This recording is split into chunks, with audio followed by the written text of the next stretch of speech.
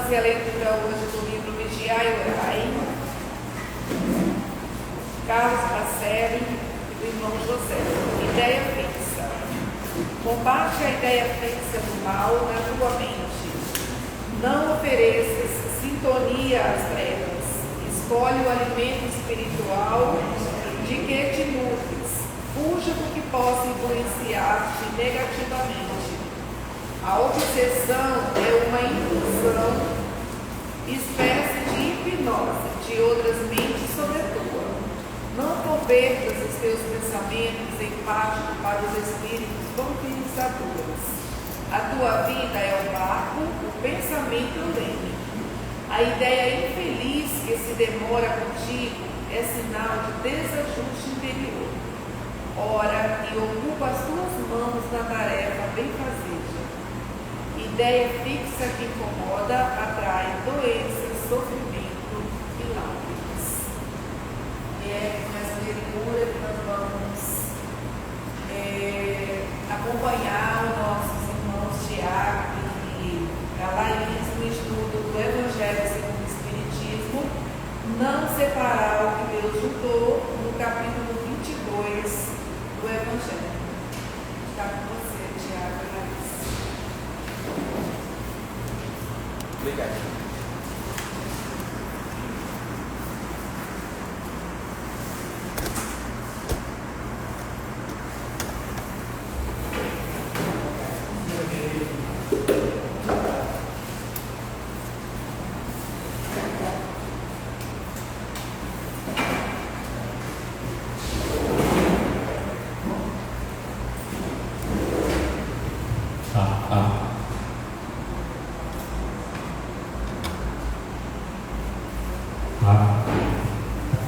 Boa noite, gente. Tá muito alto, pai? Como é a impressão minha? Tá bom? Bom, hoje nós estamos em casal, tá? Para quem não sabe, Laís é minha esposa. Eu sou o marido dela. E o tema hoje é bem interessante, né? Para ser falado de casal. Nós vamos falar do Evangelho, talvez um dos mais curtos do Evangelho segundo o Espiritismo, que é o capítulo 22, Não separeis o que Deus juntou. Apesar de ser curto, ele é bem denso, ele é a compreensão dele é bem, a gente vai perceber no decorrer da nossa fala. E para iniciar, para a gente contextualizar a ideia do capítulo, eu vou ler aqui a passagem pelo qual inicia lá no item 1, a passagem de Mateus, que é Mateus 19, de 3 a 9. Também os fariseus vieram ter com ele para o tentarem e lhe disseram: será permitido a um homem despedir sua mulher por qualquer motivo? E ele respondeu: não lestes que aquele que criou o homem desde o princípio os criou macho e fêmea, e disse: por esta razão o homem deixará seu pai e sua mãe, se ligará à sua mulher, e não farão os dois senão uma só carne. Assim já não serão duas, mas uma só carne. Não separe, pois, o homem o que Deus juntou. Por que então retrucaram eles? Ordenava Moisés que o marido desse à sua mulher um escrito de separação e a despedisse. E Jesus respondeu: foi por causa da dureza do vosso coração que Moisés permitiu despedir-se de vossas mulheres. Mas no começo não foi assim.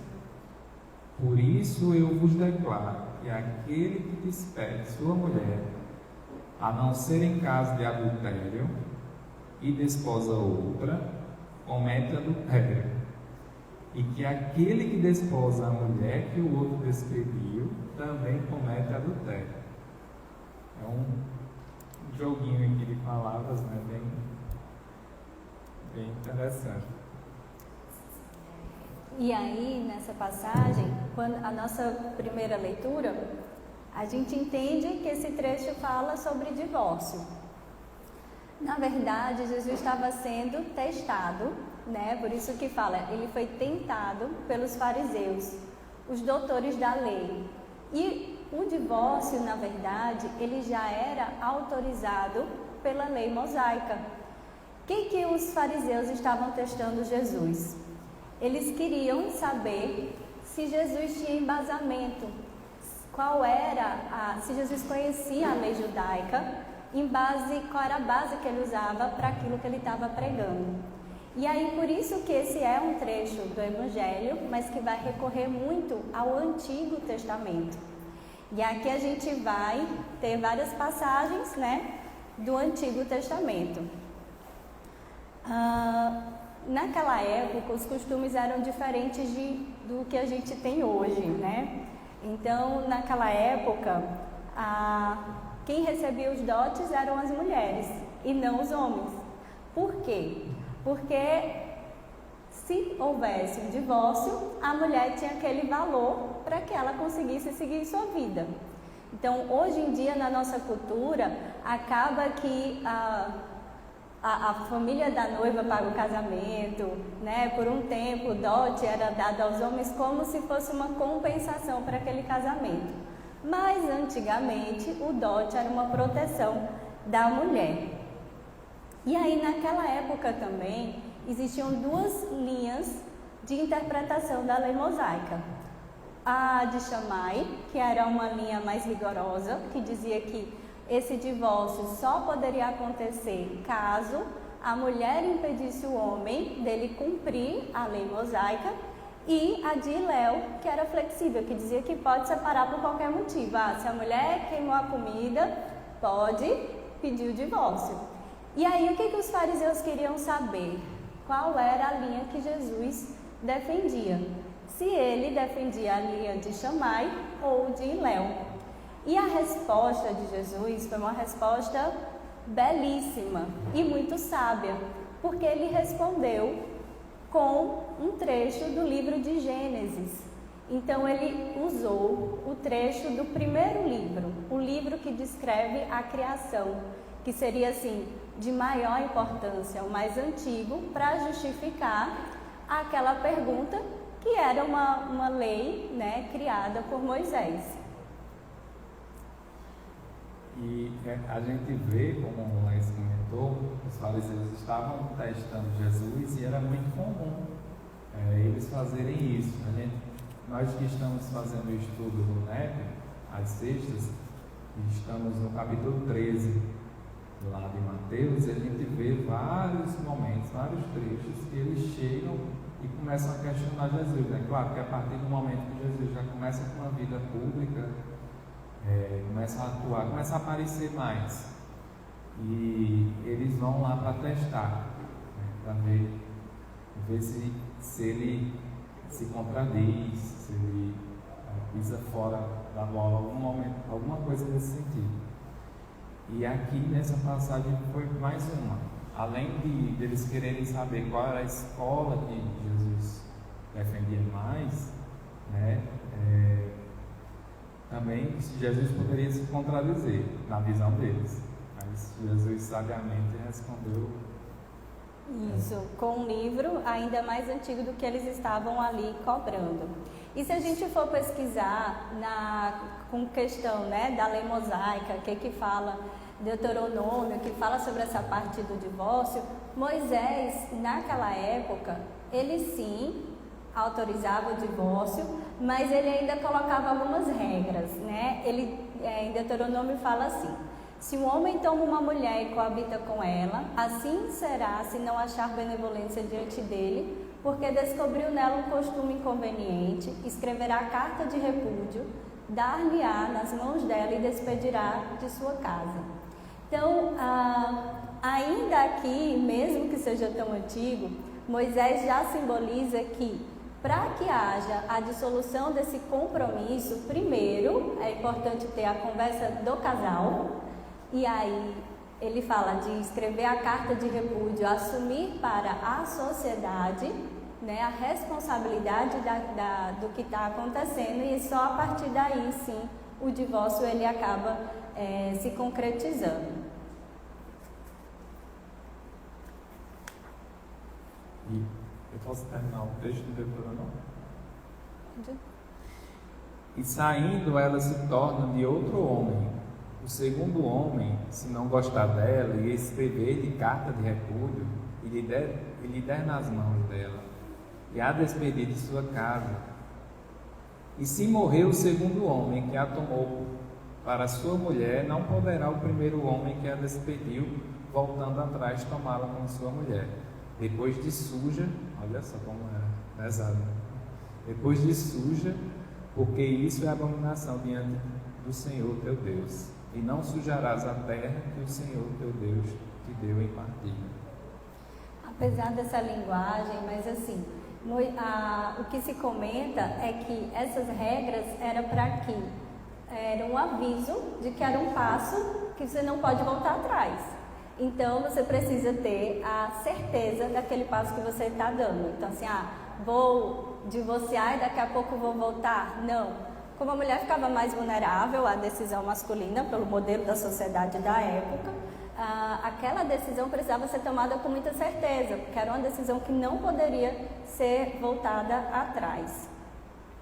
E aí, na resposta de Jesus, que ele pega o trecho de Gênesis, né, ele coloca assim: por esta razão, o homem deixará seu pai e sua mãe. Esse é um outro trecho que a gente lê rápido e que a gente está até acostumado com essa ideia, né? O homem deixará seu pai e sua mãe para formar uma nova família. O que é mais comum em um modelo de sociedade é que a mulher deixe sua família e vá seguir a família do marido. E Jesus vai trazer a ideia do contrário.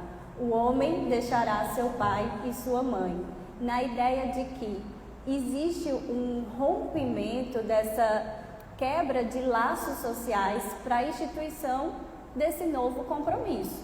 Então, para que haja esse compromisso, é importante que exista um amor grande o suficiente para que haja essa dissolução, essa quebra, para a formação de um novo objetivo de vida.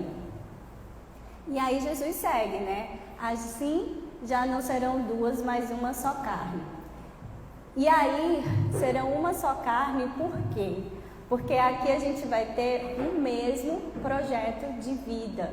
Então são duas mentes que pensam melhor que uma, são dois corações que vão dedicar sua energia mental, sua energia emocional para construírem aquilo que não é possível construir sozinho, né? E aí Jesus segue, né? Não separe, pois, o homem, o que Deus juntou. Se a gente for pegar a definição de João, né? Deus é amor. Então a gente pode ler essa frase também: não separe, pois, o homem o que o amor juntou. E aí Kardec traz, né, essa interpretação que é o amor, o que o amor juntou, não o interesse, a oportunidade, o comodismo, a impulsividade da juventude. E quase não tem, né? A gente vê os casamentos assim. Existem casamentos que a gente vê que são pessoas que se amam mesmo e tal, e aqueles que a gente já bate o olho e já fica, mas a gente não julga, né? A gente não julga. E essa questão do amor, que o amor juntou, e não o interesse, a oportunidade, o comodismo, é importante a gente estar sempre pensando nisso quando a gente está no nosso casamento em si. Aparecerão momentos difíceis e momentos de queda, a nossa cabeça fica oscilando, não só com as coisas do casamento, mas com a nossa vida pessoal também. Então, cada um, nós somos um casal, mas cada um tem sua vida individual. E essa vida ela oscila, é normal. E é importante que a gente não deixe que essas coisas do mundo material, o nosso ego também, ele vá bater de frente com a harmonia do casamento. É importante que a gente fique muito vigilante nesse sentido. Joana tem um trecho interessante no livro Jesus e o Evangelho à Luz da Psicologia Profunda, Joana de Ângeles. O trecho é o seguinte: a fim de que os indivíduos consigam o êxito no consórcio matrimonial, que decorre da afinidade e compreensão de ambos os cônjuges através do amor, torna-se indispensável que os conteúdos psicológicos de cada qual se encontrem em harmonia, sincronizando-se o ânimos da mulher com a sua feminilidade e a ânima do homem com a sua masculinidade. Sem que haja predominância arbitrária de qualquer um deles, o que sempre conduz ao desequilíbrio emocional, se assim não ocorre, dando lugar a comportamentos agressivos de sensualidade ou de desvio de conduta. Joana traz essa definição, né, de harmonia. E que se uma coisa está fora do lugar que deve ser, se o casal está desarmônico, pode acarretar em comportamentos agressivos, de sensualidade ou de desvio de conduta.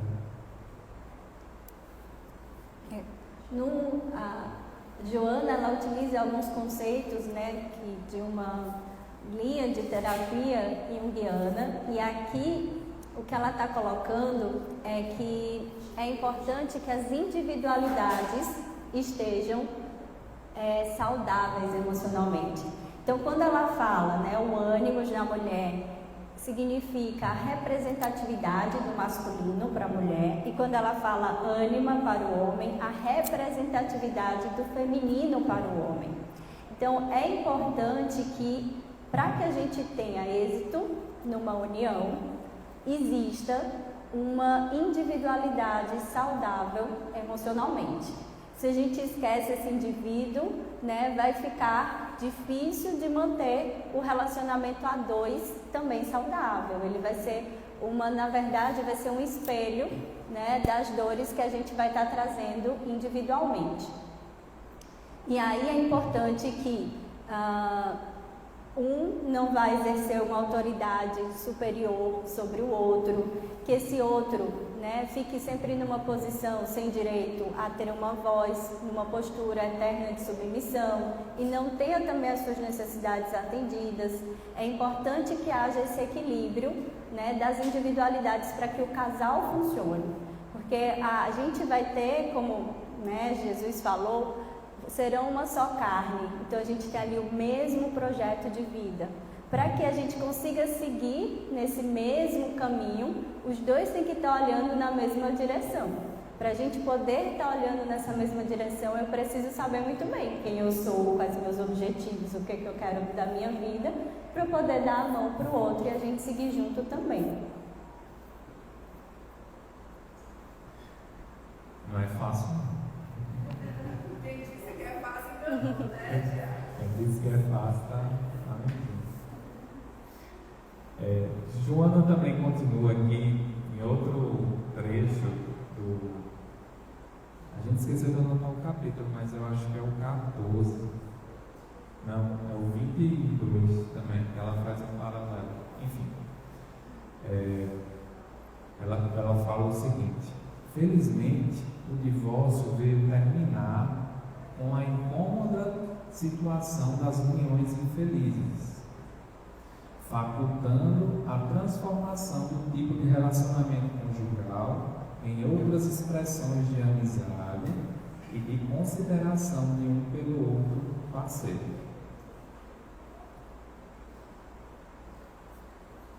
Então, né, a Joana, nesse capítulo que ela comenta, ela fala aquela parte, né, a fórmula para o êxito no casamento, e aí fala dessa importância da potencialidade emocional que um casamento tem pelo sentimento do amor. E aí a gente vai ter o amor que move um casamento, vai ser um amor que vai amadurecendo ao longo dos anos, né? Vai ser um amor que em alguns momentos vai precisar acolher mais, em outros momentos vai ensinar mais, vai passar por altos e baixos, né? Na verdade, não é você ter no outro aquela figura de salvador, mas é ter no outro alguém para estar do seu lado. E às vezes aquela pessoa vai estar somente ao seu lado, ela não vai ter a solução para os seus problemas. Porque a gente também tem que ter o cuidado para não estar transferindo a responsabilidade e a expectativa do outro de todo o nosso cuidado e a nossa felicidade. E aí o amor vai ser aquele que permanece e que também, muitas vezes, liberta. Deixar ir também pode ser uma expressão de amor. E a Joana, ela vai trazer para a gente, nesse trecho, nesse parágrafo, um conceito de divórcio, né, que seria uma transformação da expressão de amizade. E aí ela traz que a amizade, o sentimento entre aquele casal, não necessariamente ele vai acabar, se dissipar, mas que ele pode ser transformado, em especial quando se tem filhos, e o companheirismo, né, deve ser para toda a vida. A gente vê casos e casos, né, principalmente na nossa vivência, no nosso dia a dia, de casos de casais que se separam tranquilo, numa boa, continuam uma amizade, né? Se vão assim, seguem uma amizade tranquila e conseguem tocar a vida sem muitas mágoas,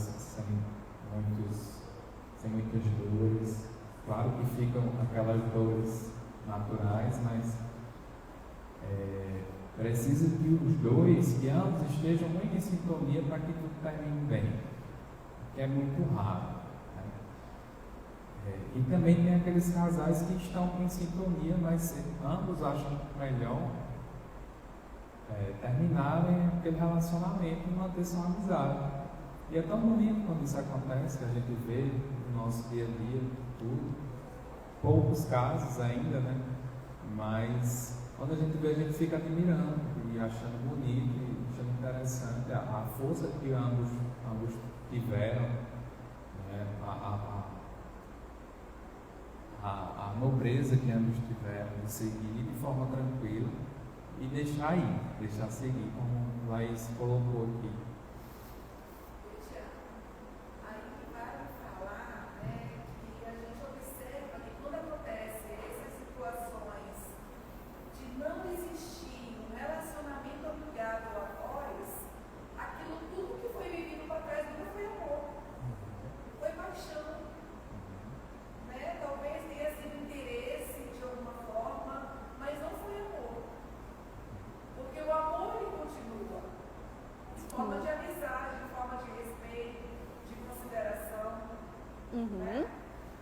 Muito bem observado.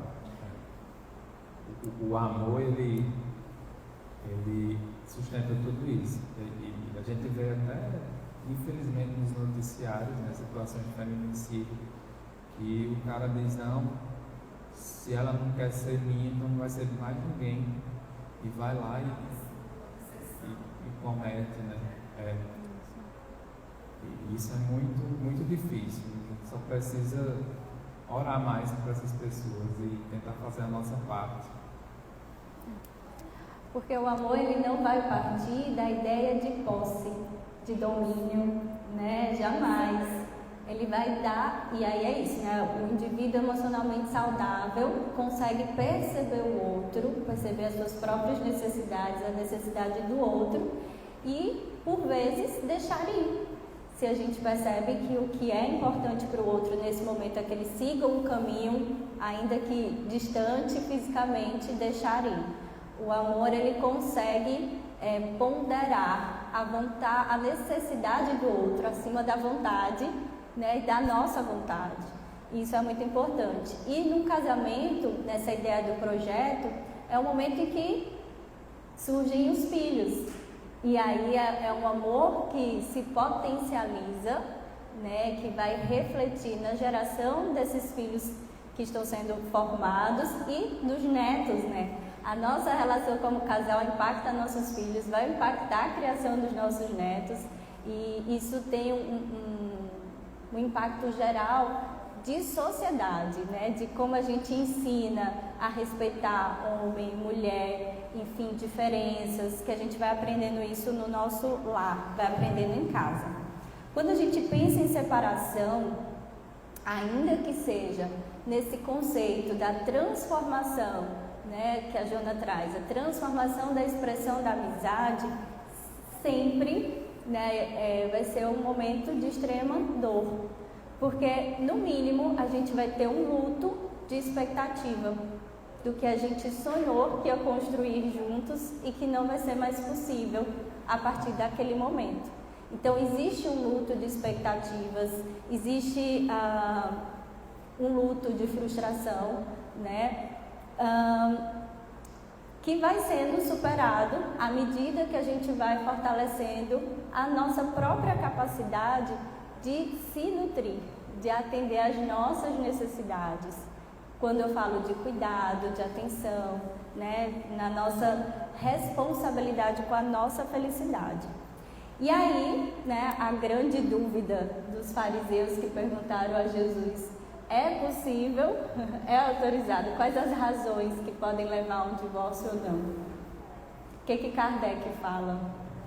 Então, Kardec fala que o divórcio é lei humana para atender às necessidades evolutivas do povo em uma determinada época. E ele também fala que imutável só há o que vem de Deus. Tudo que é obra dos homens está sujeito à mudança. Então, tudo que é obra dos homens está sujeito à mudança. E a gente vê que, às vezes, o casamento é obra nossa. Existe um desejo meu, existe um desejo da outra pessoa, e ambos resolvem se casar, mas pode ser que haja uma desistência depois.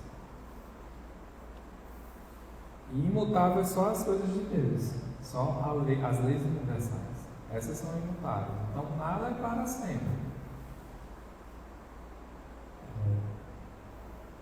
Nem a lei civil, Kardec continua, nem a lei civil, porém, nem os compromissos que ela faz, que se contraem, podem suprir a lei do amor.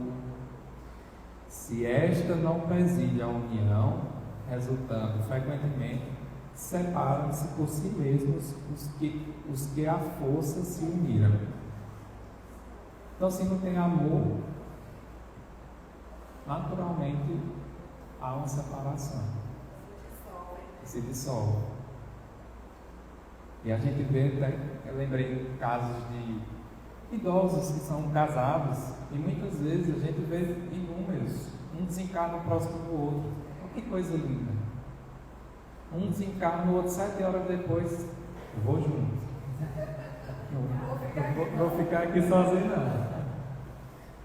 E a gente vê a expressão de amor. E claro que não é perfeito, nem sempre é perfeito. Às vezes houveram várias situações no decorrer daquele casal, mas eles foram lidando com as experiências que eles foram passando. Às vezes experiências muito difíceis, às vezes experiências fáceis, mas eles foram lidando até chegar naquele momento sublime, de ambos se encontrarem no mundo espiritual. E Kardec continua aqui no item 5, ele fala o seguinte: o divórcio é lei humana que tem por objetivo separar legalmente o que já de fato está separado. Não é contrário à lei de Deus, pois que apenas reforma o que os homens han feito e só é aplicável nos casos em que não se levou em conta a lei divina. Então ele fecha o entendimento. E geralmente a gente percebe isso nas situações que a gente vê, ou até nas situações que a gente vivenciou, que a grande maioria dos casos de divórcio que a gente pode presenciar e ver, não é algo do dia para a noite, assim, não tem uma chavinha que dispara e vamos separar. Claro que existem casos, mas são casos bem isolados. Mas geralmente é um processo, às vezes processo de anos. Às vezes tem pessoas dentro do casamento que não conversam, que não colocam na mesa situações que estão incomodando, situações que não concordam, situações que gerou algum sentimento ruim, alguma brincadeira que o outro não gostou. E isso tudo precisa ser colocado em pauta. Eu combinei com a Laís de dar exemplo particular, mas eu vou falar lá em casa, geralmente no Evangelho no Lar, pós-Evangelho no Lar, a gente tem nossas conversas. Olha só, eu adorei. A gente está harmonizado, a espiritualidade ainda está ali. Então, assim, o Evangelho do Lar, ele nos ajuda muito, muito. E por isso que eu bato sempre na tecla quando eu venho para cá falar. Façam o Evangelho no Lar, tragam a família toda. Se for só o casal que faz, façam. E conversem, aproveitem o momento. E a gente está aberto. É diferente eu chegar e puxar a Laís, vamos conversar aqui sobre isso, esse ponto aqui. Não, é diferente. Às vezes ela está num dia ruim, cansada, mas o Evangelho do Lar, naquele horáriozinho marcado, não tem ele. Tem ele. A gente vai estar tranquilo, vai estar harmonizado. As coisas são colocadas na mesa, ambos abertos. E é muito bom, a experiência é boa. Estão harmonizados, como você disse, né, Tiago? E isso favorece um diálogo aberto, um diálogo compreensivo, um diálogo com respeito. E isso não tem como agredir, porque você não abre as portas para a agressão daquele momento. As portas elas estão fechadas, harmonizadas, para que exista esse diálogo harmonioso aí. Muito bom. Gostei da ideia. Não vai daqui a pouco os maridos vão estar fugindo do Evangelho do Lar. Não. E aí, vamos fazer Vamos. Para a gente finalizar, ainda cedo, mas ainda tem muita coisa aqui para falar. A gente tem um comentário de Emmanuel no livro Vida e Sexo, o capítulo 8. Ele fala o seguinte, e essa fala de Emmanuel, a gente vai perceber que casa bem com o que Kardec comenta. Em muitos lances da experiência, é a própria individualidade, a vida do espírito, antes da reencarnação, que assinala a si mesmo o casamento difícil que faceará na instância física, chamando assim o parceiro ou a parceira de existências perpétuas para os ajustes que lhe pacificarão a consciência, à vista de erros perpetrados em outras épocas. Veja, Emmanuel está trazendo aqui que muitas vezes a gente combinou no plano espiritual de vir e se encontrar aqui e se casar. Então, Laís é maranhense, ela é daqui de Imperatriz, eu sou de Pernambuco. A gente se juntou de alguma forma. Vejam só como a espiritualidade age. E a espiritualidade ajuda para que esse processo de combinação do plano espiritual seja realizado. Eu lembrei agora do livro Renúncia, e quem já leu, que teve a oportunidade de ler, um dos livros mais lindos dos romances de Emmanuel.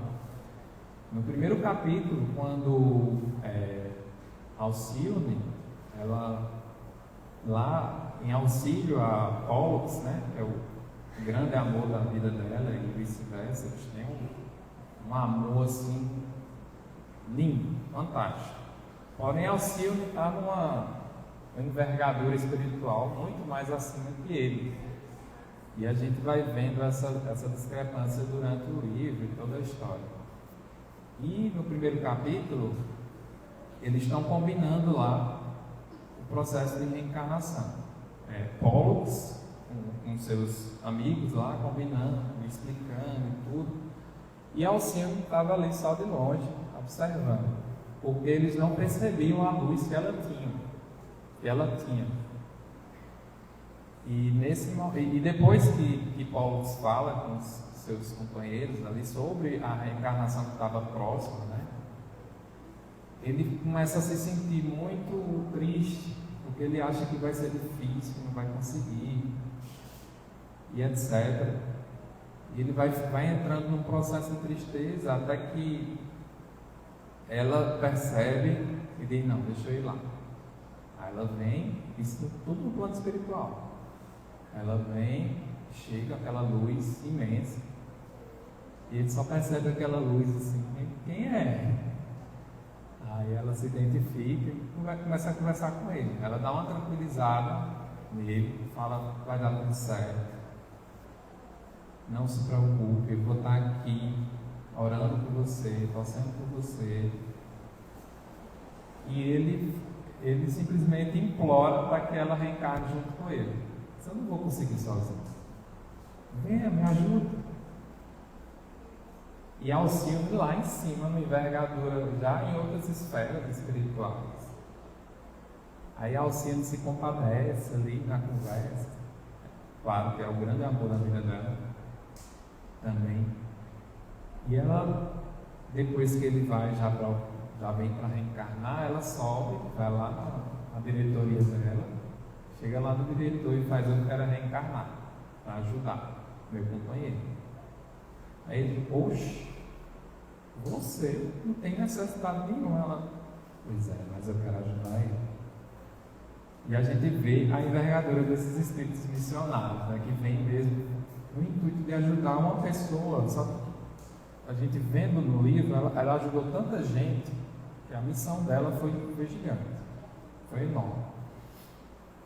E ela implora praticamente lá para reencarnar, para vir ajudar ele. E o pessoal: não invente não, vai ser difícil, você sabe que vai ser difícil. Lá é tudo diferente a você, mas eu vou conseguir, vocês vão estar aqui me ajudando. E ela consegue, de fato. Ele não consegue. Ela vem, reencarna, com uma missão na família dela, né, de reorganizar toda aquela bagunça que foi feita. Ele vem como padre Carlos, porém ele abandona a Batina com o intuito de ficar com ela. Eu estou dando spoiler do livro, quem leu, leu. Ele abandona a Batina com o intuito de ficar com ela. Então aí ele já quebra um compromisso, que a ideia era que ele seguisse com esse compromisso até o final da encarnação. E ela, desde sempre, ela deixou claro: eu lhe amo, mas você tem seu compromisso, eu tenho o meu. E ele, sabendo disso, depois que ela vai para outra cidade, ele fica muito saudoso lá na Espanha e não consegue seguir na Batina. Ele vai e abandona. E ele vai atrás dela. E aí, quando ele chega lá, ela diz: não vou casar com você, estou aqui numa missão, agora não vai dar. E ele vai, segue ela, olha e vê ela ajudando um homem. E aí ele percebe e diz: rapaz, ela me trocou por ele. E aí ele só faz ela as costas e vai embora. E nessa história que ele vai embora, volta lá para a Espanha, ele se casa. Ele, com esse sentimento egóico de não saber a missão, não respeitar, não entender o que era aquela situação, que ela estava ajudando o homem, ela só estava ajudando o homem, que era o pai dela. E ele não sabia que era o pai dela. E aí ele vai embora com essa mágoa no coração dele e se casa novamente, ou se casa com uma mulher lá que não dá certo, está tudo errado. Ela termina a missão dela lá com a família dela, volta atrás dele para saber se deu tudo certo, se ele topa casar. Quando chega lá, está ele casado. Aí ela, não, fica aí, vai dar tudo certo, siga no seu casamento. Ela vai e vira freira. E o final do livro eu não vou contar porque é bem pesado. Deixa a curiosidade para vocês lerem, quem não lê. Mas eu lembrei dessa história, né, nessa situação do Emmanuel. E muitas vezes a gente, né, vai assumindo compromissos sem ter a certeza dos nossos sentimentos, do nosso amor, né, as razões que levam a gente a assumir aqueles compromissos, e a gente acaba se ferindo e ferindo também as pessoas à nossa volta, né? Nós acabamos sendo vítimas e fazendo outras vítimas também, né? Por ter comportamento baseado mais nas nossas vontades, né? Mais na vontade até do que da nossa necessidade real.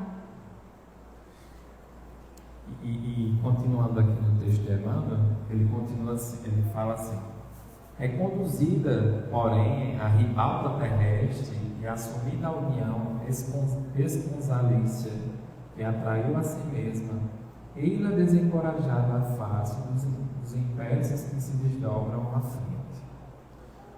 Por vezes, o companheiro ou a companheira voltam ao exercício da crueldade de outro tempo, seja através do menosprezo, desrespeito, violência ou deslealdade, e o cônjuge prejudicado nem sempre encontra recursos em si para se sobrepor aos processos de dilapidação moral e que é vida. Então, às vezes a gente combina lá no plano espiritual, vem no intuito de se ajudar, e aí nós, como espíritos imortais que somos, com várias outras existências, às vezes vamos trazendo as nossas mazelas passadas para a encarnação atual e começamos a impactar no casamento, nos nossos filhos, na nossa esposa, até mesmo com nossos pais. Mas aqui no contexto do casamento, Emmanuel traz esses pontos interessantes da questão do menosprezo, do desrespeito, da violência e da deslealdade, que muitas vezes a gente vê, acontece em casos, né? Principalmente violência. No começo do casamento é aquela maravilha, e aí depois vai começando a entrar essas situações mais complicadas, e ele continua que nem sempre a pessoa que está sofrendo tem força suficiente de aguentar. Nem sempre. A gente vê, por exemplo, lá no livro Há 2000 anos, Lívia e Públio Lentulus, Públio Lentulus praticamente subjugou ela e deixou ela: ó, você não é minha esposa não, você só vai cuidar da minha filha. Ela, beleza, 25 anos, beleza. Ela continuou amando ele, continuou sendo a mãe da filha dele. E 25 anos depois, quando ela morreu, foi que ele percebeu a grandeza dela. E para finalizar aqui, Emmanuel fala o seguinte: compelidos muitas vezes às últimas fronteiras da resistência, é natural que o esposo ou a esposa, relegado ao sofrimento inédito, se valha do divórcio ou medida extrema contra o suicídio, o homicídio ou calamidades outras que lhes complicariam ainda mais o destino. Nesses lances da experiência, surge a separação, a maneira de bênção necessária, e o cônjuge prejudicado encontra no tribunal da própria consciência o apoio moral da autoaprovação para renovar o caminho que lhe diga respeito, acolhendo ou não a nova companhia para a jornada humana. Ele fecha essa ideia que a gente vem comentando. E o divórcio, a separação, às vezes é uma saída para evitar que algo muito maior aconteça. Porque um suicídio tem esposas que não aguentam e que acabam se tirando a própria vida. A gente sabe. Tem situações de homicídio dentro de casa. O pessoal insiste tanto. E o divórcio, ele veio para ajudar nesse processo. A gente vê várias pessoas que quando se separam, fazem graças a Deus que você se livrou. Porque você está livre, agora você pode relaxar. E esse é o ensinamento final, né? A gente vê que, lembrando aqui da fala de Jesus, a gente pode entender no primeiro momento que é para ficar para o resto da vida. E o casamento não se pode separar, o que Deus uniu. Só que toda essa nossa discussão aqui, a gente está falando de amor. E o amor, de fato, ele ultrapassa as fronteiras dessa experiência material. Ela transcende. Ela vai para o plano espiritual. É outro nível. E quando a gente vê de fato esse nível de amor, a gente se sente muito grato por poder ver experiências desse tipo, e modelos a seguir. E também existem momentos que não dá mais, então vamos seguir o fluxo, vamos amar também é deixar ir. Amar também é deixar ir. Para que a gente possa evitar até situações difíceis, como essas que a Ana citou. É isso. Você tem mais alguma coisa? Não, mas isso é mais acrescentar. Então, é isso. Obrigado, gente.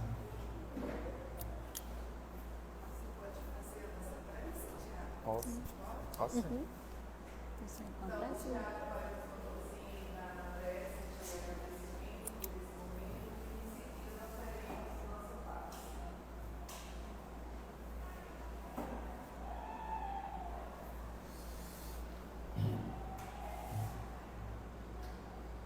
Vamos fechar nossos olhos. Mentalizar a figura do nosso Mestre Jesus. E agradecer por estarmos aqui mais uma noite, em mais um estudo. Agradecer a José Grosso e sua equipe por estar sempre conosco, nos auxiliando, nos incluindo. Agradecer ao nosso Mestre Jesus pelos ensinamentos, pelo exemplo, pelo seu amor. E que possamos, Mestre, sair daqui um pouquinho melhores, a partir das reflexões que foram feitas hoje. Que possamos amar verdadeiramente nossos companheiros, companheiras.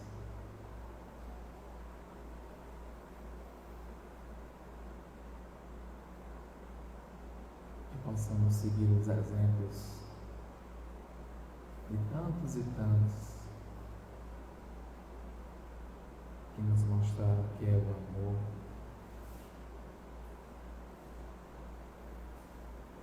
Que a tua luz, Mestre, nos cubra de paz, de serenidade, de discernimento no bem.